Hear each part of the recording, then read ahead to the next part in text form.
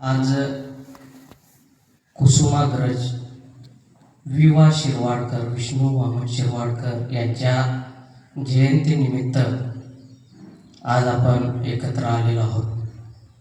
मराठी भाषा गौरव दिन. मी आपल्यासमोर थोडं कवितेच्या माध्यमातून, अभंगाच्या माध्यमातून मराठीची गोडवी, मराठीचं महत्त्व आणि आपल्या मराठी भाषेला अभिजात भाषेचा दर्जा मिळाला याचं एक प्रमुख कारण, वैशिष्ट्य अभंगाच्या माध्यमातून, कवितेच्या माध्यमातून आपल्यासमोर सादर करणार आहे. विष्णू वामन शिरवाडकर यांना विनम्र अभिवादन.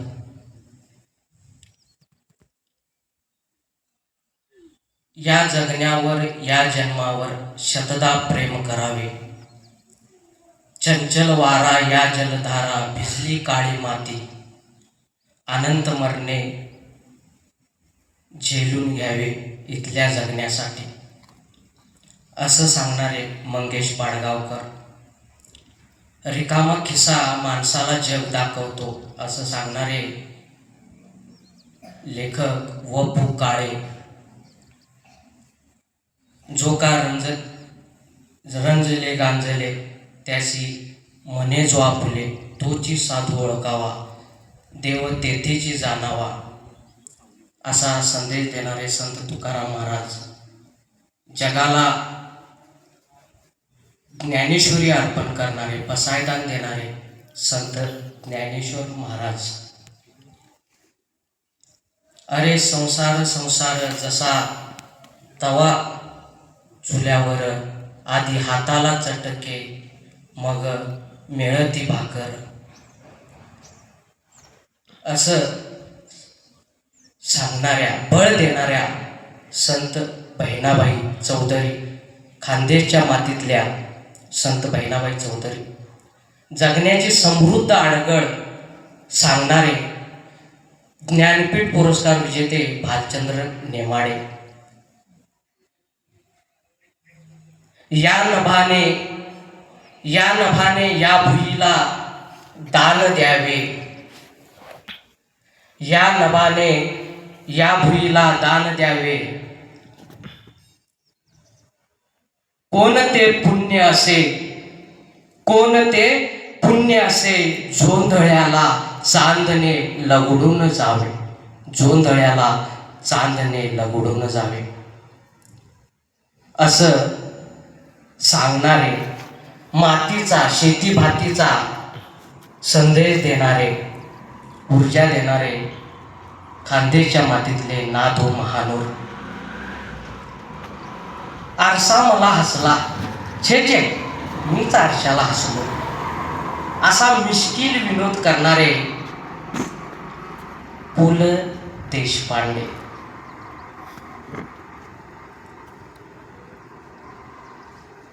ही भाषेची समृद्धी, ही भाषेची थोरवी अनेक साहित्यिक लेखकांनी भाषा समृद्ध केली, भाषा वाढवली. भाषा हे फक्त संवादाचं माध्यम नाही, तर ती आपली अस्मिता आहे, तो आपला अभिमान आहे. भाषा हे माणसाला जोडण्याचं काम करतं. आज आपली मराठी भाषा फक्त महाराष्ट्रापुरतीच मर्यादित राहिलेली नाही, तर पूर्ण जगभरामध्ये आज आपली मराठी भाषा बोलली जाते. असं म्हणतात की कोसाकोसावर भाषा बदलते. हे आपल्या भाषेचं वैशिष्ट्य आहे. मराठी बोली भाषा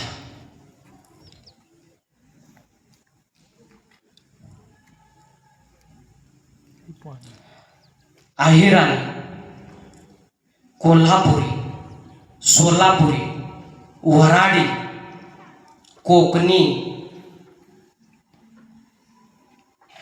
आगरी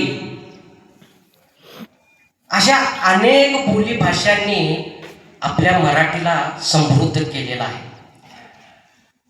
हजारो वर्षांचा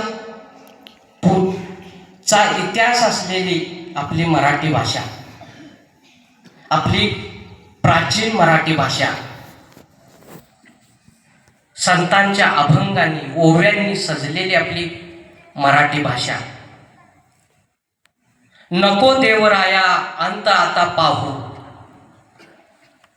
प्राण हा सर्वता जाऊ पाहे. नको देवराया अंत आता जाऊ पाहे. नको देवराया हरणीचे पाडस व्याघ्रे धरिले. मज लागी चालले तैसे देवा. हरणीचे पाडस व्याघ्रे धरिले. मज लागी चालले तैसे देवा. मोकलो नियास जाहलो उदास. मोकलो नियास झालो उदास. घेई कानो पात्रेच हृदयात. नको देवराया अंत आता पाहू. अशा अभंगाने सजलेली आपली मराठी भाषा. आणि म्हणून आज एआयच्या जगामध्ये, चॅट जीपीटीच्या जगामध्ये, माहिती संप्रेषण आणि तंत्रज्ञानाच्या युगामध्ये आज आपण वाचन हरवत चाललोय. आपण वाचलो तर वाचणार आहे, वाचा तर वाचा. आपण वाचलो तर आपली मराठी भाषा टिकणार आहे, समृद्ध होणार आहे, आणखी समृद्ध होणार आहे. आणि म्हणून आपण वृत्तपत्रे, अवांतर वाचन, कथा, कादंबरी, आत्मचरित्रे, कविता यानं मन, बुद्धी, शरीर सकस होतं, तल्लख होतं. आणि म्हणून आपण वाचलं पाहिजे. मग ते कथा कवितांचं पुस्तक असो, कादंबरी असो, आत्मचरित्र असो, जेवढं आपल्याला वाचता येईल तेवढं या मोबाईल आणि संगणकाच्या इंटरनेट ब्राउजिंग, चॅटिंग, सर्फिंगच्या दुनियेमध्ये आपण जर वाचलो तरच वाचणार आहे. आणि म्हणून आज ज्ञानपीठ पुरस्कार विजेते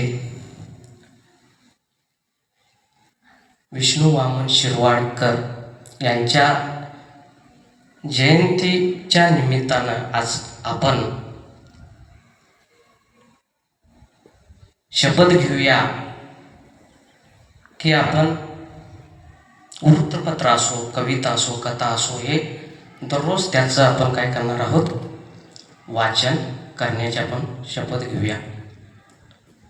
एवढे 2 शब्द बोलून मी माझं भाषण संपवतो. जय हिंद, जय महाराष्ट्र.